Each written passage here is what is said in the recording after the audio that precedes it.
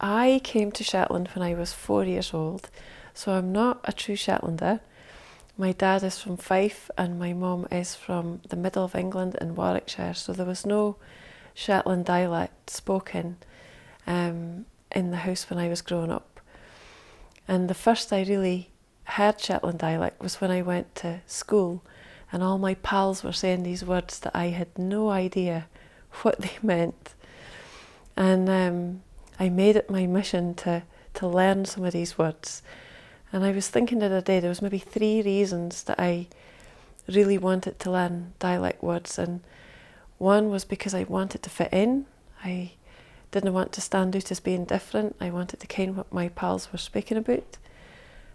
2, practically, I needed to ken what the words meant. And one example of this was, I remember being at a friend's birthday party and her mum appeared with some birthday cake, and she says, "Jane, are you wanting a muckle piece of cake or a pitty piece of cake?"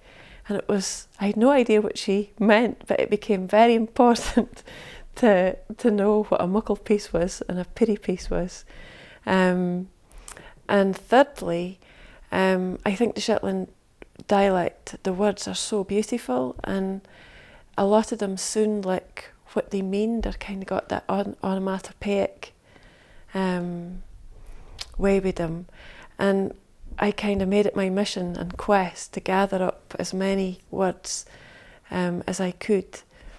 And learning them was kind of sort of a process of deduction. I maybe never understood what they were first time around, but if you were in a similar context over time, then you would realise. And an example of this was, I remember going to a pal's house after school one day, and she opened the door and said, "Mum, where's me smokes?" And I had no idea what smokes meant. It sounded kind of like smoke. And I was thinking, what's her smoke? Surely can't be that. And her mum said, "I think they're under your bed." And she got away up the stairs, and I heard her hawking about, and she came back with a doll and a pair of slippers. And I had to figure out, was the smocks the slippers or was it this doll? And it was only by going to her house over time that I realised what the smocks were. And I've written a pretty poem called Uncan Wirds, which describes how I've learned Shetland dialect over time, and I'm still learning dialect words even this year. And I had a friend along yesterday that was speaking to me in Shetland, and I was saying, "What does that word mean?" And I'm continually adding. So this is the Uncan Wirds poem. Der Uncan Wirds fell about me lugs, not one did I ken. I set mysel to learn them, so I could join in with their games. Sometimes it was easy to figure out what they meant, like the time that they lost their ba. Well, thatin I kent.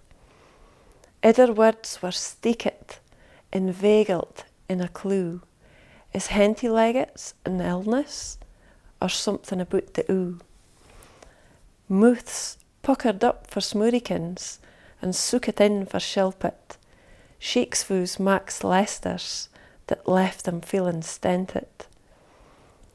They spak about the essicat and seeking their smocks, and wis bairns were peery trookers, and it was dukes, not ducks.